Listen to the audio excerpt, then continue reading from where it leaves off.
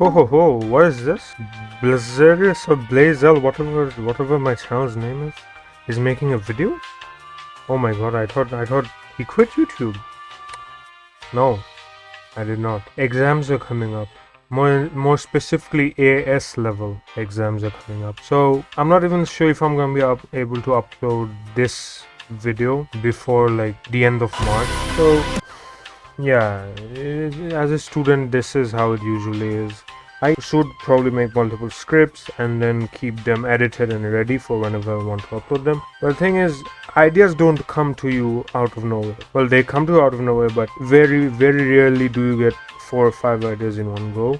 So yeah, and usually I get creative ideas for my videos when I'm in the middle of watching anime or studying. Anyways, just want to let you all know that I am going to be slightly slower in terms of uploading because these videos do indeed take a good while to make. So I'm sorry that you're having to wait this long for any of my videos, if you actually care about my videos. So yeah, anyways, enough bullcrap, let's get right into it.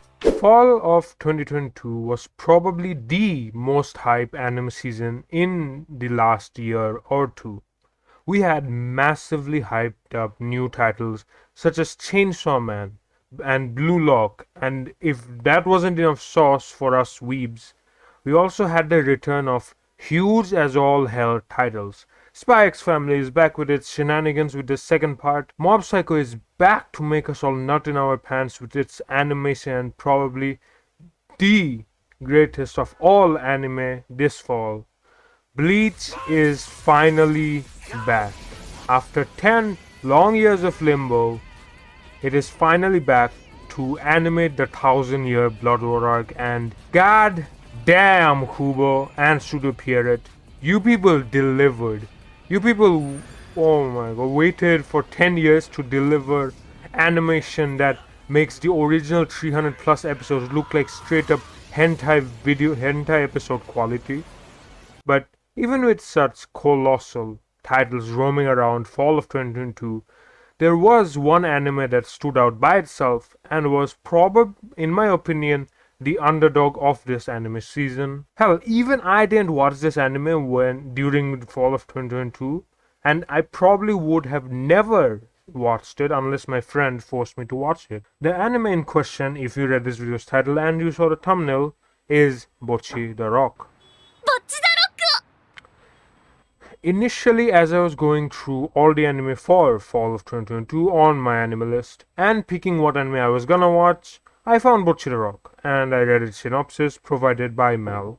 So, the plot of Bocchi The Rock, according to Mel, is that our main character, Hitori Bocchi Goto, is an introvert who wants to create/join a band so that she can one day become famous, and one such fateful day, she joins a band called Kessoku Band and meets fellow musicians who have the same ambitions as her, somewhat. Now, reading this synopsis provided by Mel, I thought that this was just another K-On! Copy paste, where the story goes absolutely nowhere, and after you watch all of it, you think to yourself, I just wasted 13 hours of my life that I'm never gonna get back on a cute girls doing cute things anime. That's what I thought at first, but oh boy was I wrong. Bocchi The Rock is anything but a cheap copy paste of K-On! Now you've heard Mal's synopsis. Now let your boy explain the plot. Our main character, Hitori Bocchi Goto, is the truest form of an introvert. She has never had a single friend if you don't count imaginary ones. Up until her high school years, she only ever interacted with her family, and she even struggled to do that. One day, she listens to some band on television and decides that she's gonna learn how to play guitar and one day create her own band. Except she forgot that she was the final boss of introverts. And so her middle school life goes by and she still doesn't have a semblance of a band nor any friends. Though she did become a professional YouTuber like yours truly, one day desperate to gain any form of popularity, Bocchi decides to take her guitar with her to school in hopes that people will talk to her, but miserably fails, and on her way home, a blonde girl named Nijika invites her to her sister's bar where she and her band, Kessoku Band, literally meaning zip tie band, were going to perform, but the guitarist left last minute. From there, she becomes friends with Nijika and the others, and they perform at multiple places, to become the greatest band in the world. Okay, now that I've told you the synopsis, why is Bocchi The Rock a good anime or the underdog of all? What truly sets this anime apart from others is partly Cloverworks Studios' animation and the character themselves. Bocchi is probably one of the most properly or well written characters in anime. Bocchi is an introvert, which means that she has trouble communicating with other humans. What most anime with introvert characters do is that they either forget that the character is an introvert or they use the introvert for comedic moments only. Bocchi is a true introvert throughout the 12 episodes of the anime. She's incredibly shy, has a hard time talking to others, making eye contact with others. She's the embodiment of that's just like me, because not only is she an introvert, she's also depressed like most of us, has suicidal thoughts like most of us, and wants to make it big so that she can avoid studying like most of us. She does try to get over all of these traits of her, which leads to another great thing about this being that the mangaka does not treat Bocchi's anti-social traits as something that can go away in 2 minutes, 2 seconds. Even by the end of the first season, by the end of the 12 episodes, Bocchi is still a depressed and introverted girl, but she still made progress nonetheless, both as a human and as a musician. She can now perform in front of large groups of people compared to when she froze in front of 10. She can speak her mind more than before. She can look people in the eye and serve drinks to them. Now, Bocchi would have been a good anime with all these little details, but what took it to the next step was the animation. Cloverworks is the same studio who animated Bunny Girl Senpai, My Dress Up Darling, The Promised Neverland Season 1 of obviously, and both parts of Spy Family or Spy X Family.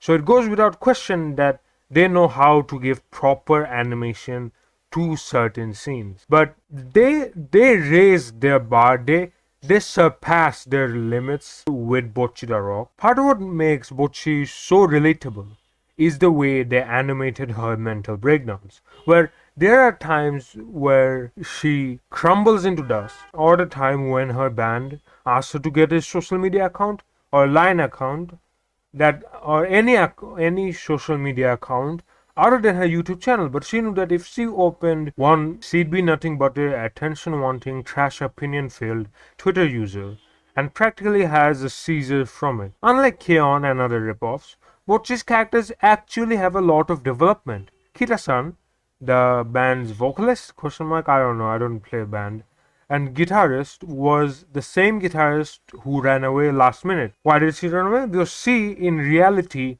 had zero guitar skills, and the only reason she even just joined the band or even accepted the guitarist position was because of Rio, the bassist. But now, thanks to Bocchi teaching her, she grows more confident of herself and is able to play the guitar. Not too good, mind you, but she's trying her best to improve, and we see this improvement even all the way at the final episode. Kita's guitar skills aren't the greatest, but she's making do with it. She's improving herself. She's covering up her weaknesses with her strengths. The same goes for the drummer Nijika, who wants to perform in the big leagues one day, and their bassist, I think, Rio, who wants the band to do everything without regret. Also, most music anime have MCs who are great at instruments from the beginning, but Bocchi is not one of those. Bocchi taught herself for 3 whole years, which, not gonna lie, takes commitment and a lot of it. Like teaching yourself guitar, according to my friend, who both recommended me or forced me to watch this anime, and himself plays it or learned the guitar.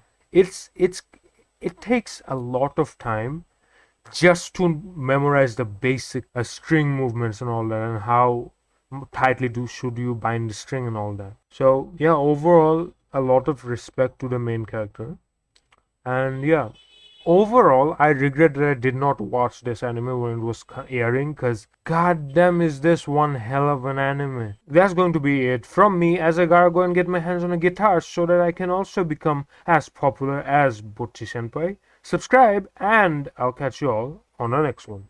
Peace!